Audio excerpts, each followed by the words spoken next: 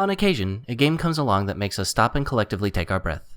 It makes us reflect on the genre that the game is in, and forces us to consider it from a perspective we are unfamiliar with. Spec Ops: The Line is not that game, though it really wants to be. Now, to be fair, the game does try to make us contemplate a storyline that is more developed than shoot the opposing army. But then again, so does Call of Duty in its own way. The problem is that its message is about as subtle as a kick to the teeth and at times contradictory. But let's start at the beginning. You are... Hold on a second, I gotta go look it up. Alright, Captain Martin Walker. Now there's a generic name. You and two fellow Delta Force homies are sent into the city of Dubai. Apparently the city has been buried by sandstorms and turned into a wasteland. The mission is simple. Get in, figure out what's going on, and report back. Almost immediately things go bad when the bullets start flying. The game consists of Walker and crew trying to figure out what exactly is going on. Mechanically, the game is a meh third-person shooter. Nothing stands out, but nothing is really broken either. Some inopportune issues with the cover mechanics can make you pop up just in time to eat flying lead, but other than that, the game is solid. As far as immersion goes, the game is meh as well. There's very little mechanically to distract you from the game, but nothing that really pulls you in either. But once you understand what this game is, you'll see that's the point. The heart of this game lies in the story it tells. The game traces the path of Walker and crew as they discover what happened in the city. They will face tough choices and question their motives as the body count rises. So here's the downside. The rest of this review is spoilers. What makes this game stand out is the story, so in order to dive into it, I'll just have to talk about everything. If you're intrigued by a story-driven shooter that tries to ask deep questions, I strongly recommend playing this one before going on. But if modern third-person shooters aren't your thing, then full speed ahead. So, over the course of the game, we discover that after the initial failure of the evacuation of Dubai, martial law was declared by the 33rd Battalion. After atrocities were committed by the 33rd, some mutinied and formed the Exiles. Some of the civilian population also rebelled and became insurgents. Ignoring their orders, Walker and crew venture into the city to see Conrad, the general of the battalion who Walker has a history with, to see if things can be straightened out. Unfortunately, the loyalists think you work for the CIA. Yeah, I'm using a wiki to keep it all straight. Things go from bad to worse as the CIA tricks Walker into destroying the city's water supply. Walker winds up killing civilians with white phosphorus, all kinds of bad stuff. Walker begins to go full nutsoid and his Delta Force buds question his orders. The big reveal at the end comes when Walker confronts Conrad, only to find out that Conrad is dead. Dun dun dun. Walker suffers from a dissociative disorder that kicks in after the white phosphorus event, and all events where he did wrong. Conrad was a personality created by Walker's mind to rationalize every horrible thing Walker did during the course of the narrative. So let's discuss what this game gets right. Graphically, the game is quite pleasing, with sandstorms and other effects done quite well. Voice acting, the writing, and environmental detail are high quality for the time. Choices are uneven in implementation, but some of the good ones are really well done. Multiple options to scenarios, including ones that are not obvious but require you to think, are sprinkled throughout the game.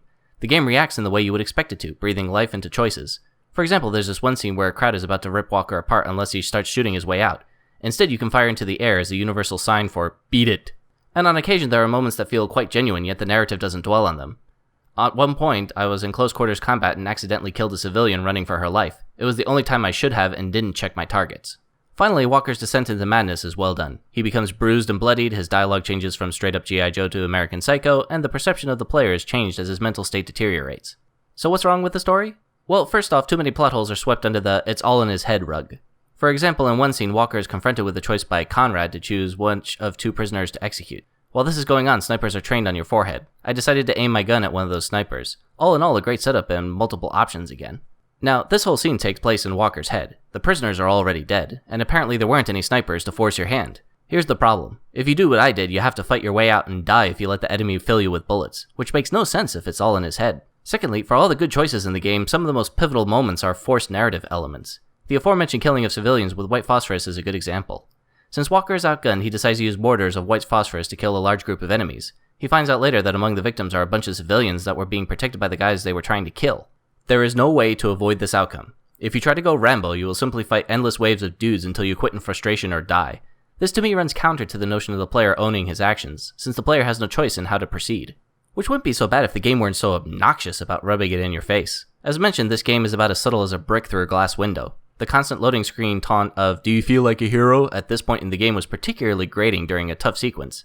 The only thing I felt was unbridled rage at having to see that tagline again and again. The game seems to demonstrate a certain contempt for the player. It wants the player to feel bad about the actions you supposedly commit through Walker while making it impossible to avoid said actions. It seems to go out of its way to make Walker a bad guy with no possibility of redemption or figuring out he has a problem until it's too late. And the game wants to make the player culpable in that. Look, I get it. Walker represents players in games like Call of Duty whose gung-ho attitude actually would cause more problems than solve.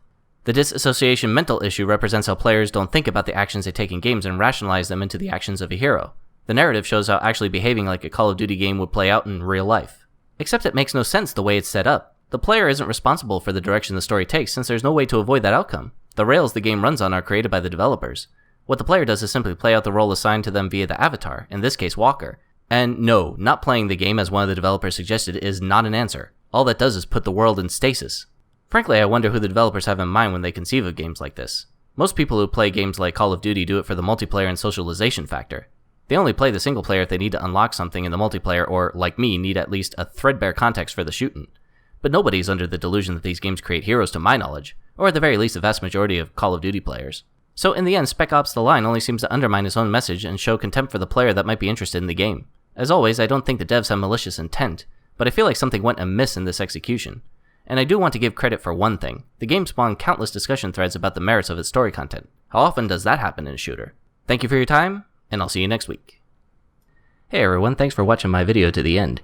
If you like more of this, you can click on the subscribe link at the bottom, and as you can see, there are a couple of other videos that you can click on as well. One of them is one of my prior reviews or another content video, and the other one is going to be a playthrough that I'm doing. So feel free to click on either one. Don't forget to like and subscribe, and thanks very much.